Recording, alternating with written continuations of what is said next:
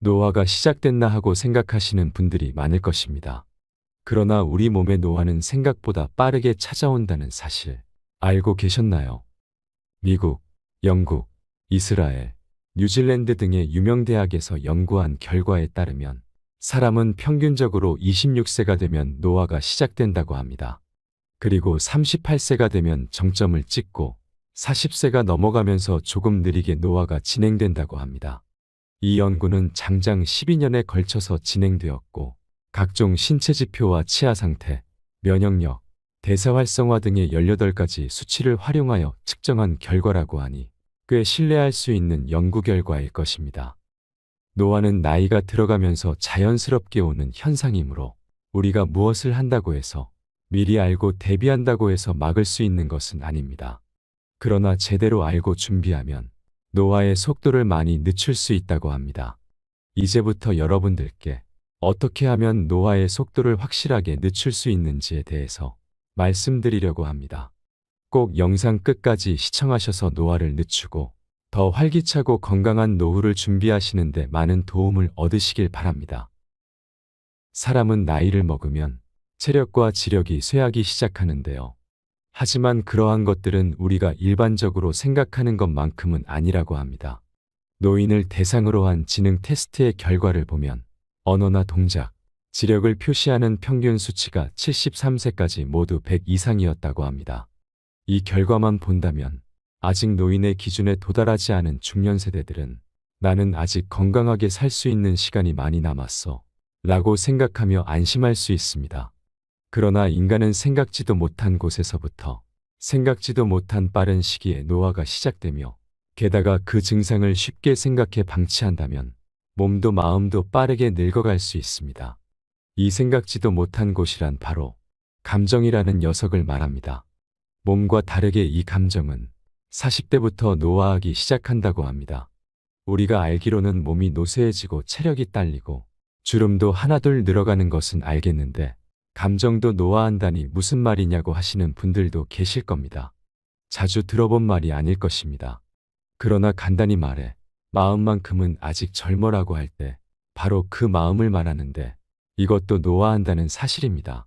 과학적 용어로는 뇌의 전두엽이 나이 들어 간다는 것입니다. 전두엽은 누구나 들어보셨을 텐데요.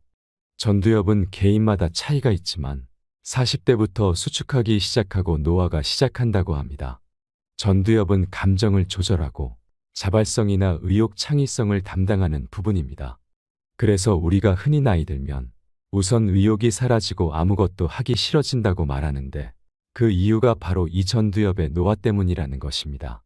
전문가들이 노화를 말할 때 인간은 감정부터 노화한다고 말하는 이유이기도 합니다. 이러한 사실을 잘 이해하고 있으면 노화를 어떻게 하면 최대한 늦추고 건강하고 즐겁게 활기차게 살아갈 수 있는지도 자연스럽게 알게 되는 것입니다. 바로 전두엽의 젊음을 유지하여 감정의 노화를 막으면 나이 들어 의욕이 사라지거나 움직이기 싫어지거나 우울해지거나 더 심하면 치매에 걸리지 않게 미리 예방할 수 있으므로 몸과 외모의 노화도 늦출 수 있다는 뜻이기도 합니다. 어떠신가요? 마음이 설레이지 않나요? 나이 들면 그냥 어쩔 수 없지. 그냥 사는 대로 살아야지. 남들도 다 그렇게 사는데 무슨 뾰족한 수가 있겠어. 라고 희망의 끈을 놓았거나 아직은 아니지만 나이 듦을 부정적으로만 생각하고 계셨던 분들이라면 지금부터 알려드리는 내용에 더 귀를 기울이시기 바랍니다. 지금부터 어떻게 하면 전두엽을 활성화시켜 노화를 늦출 수 있는지 현실적인 방법을 소개하겠습니다. 첫째, 나이를 핑계대지 마세요. 누구나 40이 넘어가면 직장에서도 집에서도 예전과 같은 체력이 아니란 걸 깨닫고 허탈해지는 순간을 겪게 됩니다. 체력뿐 아니라 만사의 좀처럼 의욕이 생기지 않는데요. 그래서 황금 같은 주말에도 밖에 나가지 않고 소파와 한몸이 되어 애꿎은 리모컨만 누르는 자신을 발견해 보신 적 있으실 겁니다. 이렇듯 몸도 움직이기 싫어지거나 한 가지 일에 몰두하기 힘들어지고 집중력이나 기억력 또한 감소합니다.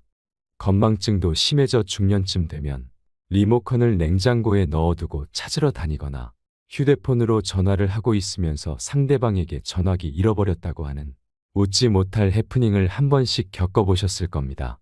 그런 일이 있은 후 나도 이제 늙어가는구나. 세월 앞에 장사 없다더니라는 생각이 들면서 핑계인지 체념인지 모를 말로 자신을 위로하기 쉽지만 그래서는 문제를 전혀 해결할 수 없습니다.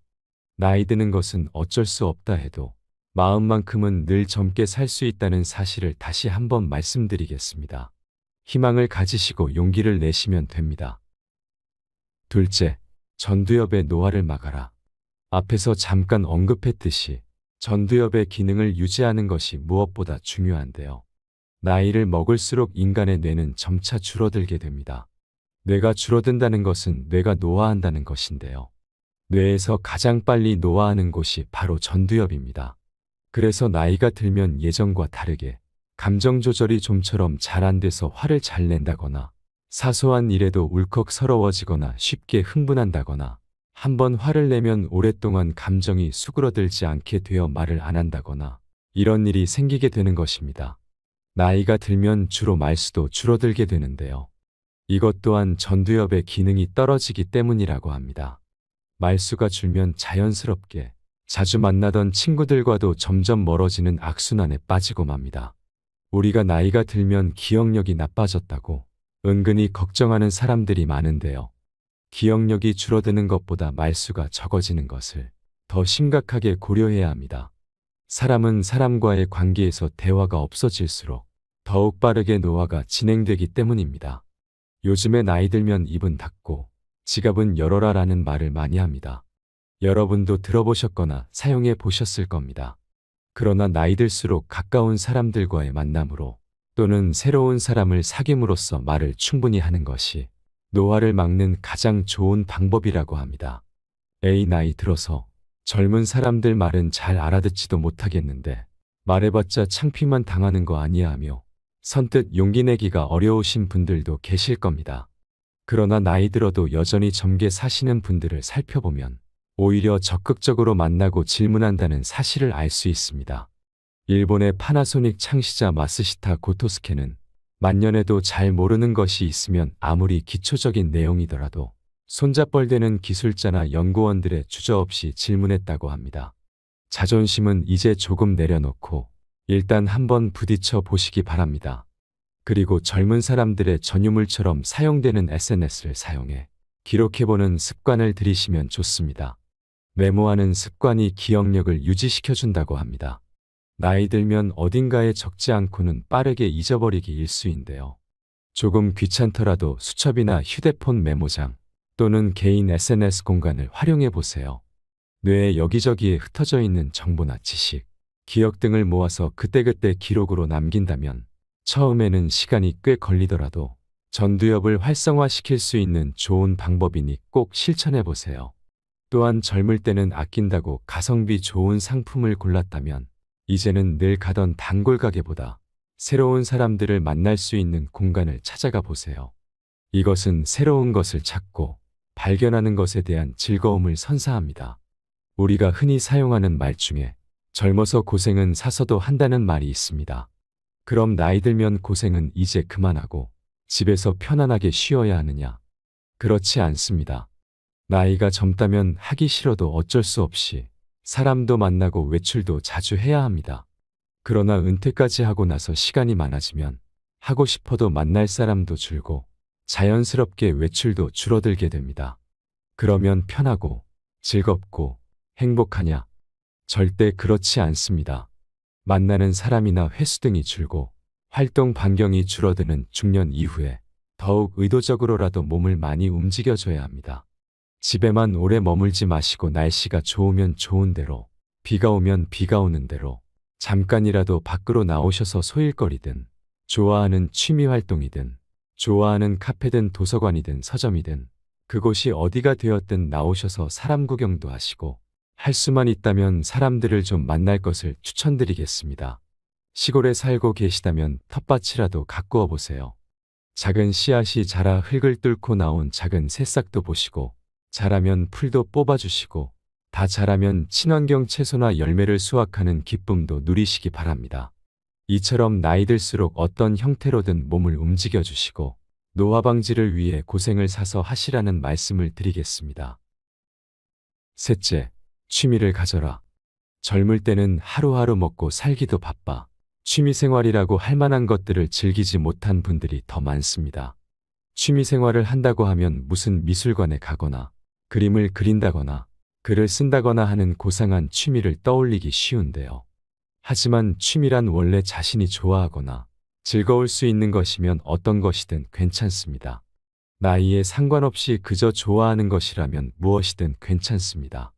얼마 전 뉴스에 88세 할머니께서 나오셨는데 그 또래 다른 분들보다 젊고 건강하게 사셔서 그 비결이 뭔지 여쭤보니 긍정적으로 생각하는 삶의 태도와 자신이 즐거울 수 있는 것들을 하고 새로운 것들을 배우는 것에 있다고 말씀하셨습니다. 88배 아침 일찍 노인대학에 가서 즐겁게 배우시고 또래 친구분들과 자연스럽게 만남과 대화도 이어가시고 집에 오시면 무협소설을 좋아해서 끊임없이 읽으시더라고요. 그 모습을 보고 대단하고 멋있다는 생각을 했습니다. 나이가 들어도 다양한 것들에 호기심을 잃지 않고 하고 싶은 것, 자신이 즐거운 것들을 끊임없이 찾아서 즐기는 모습이 감동이었습니다. 넷째, 항상 웃어라. 우리 옛말에 웃으면 복이 와요 라는 말도 있습니다. 이 말은 과학적으로도 진실이라고 합니다. 한 의사가 실험한 결과 코미디를 보고 난 후 보기 전보다 면역세포인 NK세포가 더 많이 활성화되었다는 것입니다. 다시 말해 웃으면 면역력이 증가한다는 사실입니다. 그래서 웃음 치료로 효과를 본 분들이 많이 계십니다. 그것이 진짜 웃음이 아니라도 가짜 웃음이라도 유의미한 결과를 낸다고 하는데 정말 즐거워서 자주 많이 웃는다면 그 효과는 실로 엄청날 것입니다. 이 웃음이 특히 암을 예방하는 효과가 있어 주목하고 있다는데요. 면역력을 높이면 어지간해서 질병에 걸리지 않고 질병에 걸려도 회복 속도가 빠르다고 합니다. 일상생활에서 가족이나 친구들과 함께 좋은 관계를 유지해서 만나면 자주 웃을 수 있는 기회를 늘려가시기 바랍니다. 마지막으로 바쁘게 움직여라. 주로 노화를 예방하기 위해 가장 강조하는 방법이 바로 운동을 하라는 것인데요. 저는 운동도 의무가 되어서는 안 된다고 생각합니다. 의사가 운동하셔야 합니다. 이렇게 말했다고 해서 하기 싫은 운동을 하기 위해 헬스장에 가거나 억지로 재미없게 하는 운동이라면 우선 꾸준하게 할 수 없으니 효과가 지속적이기 어렵습니다. 그러니 정해진 매뉴얼대로 하는 운동이 아니라 내가 좋아하는 활동을 하기 위해 꾸준히 움직여 주시라고 말씀드리겠습니다.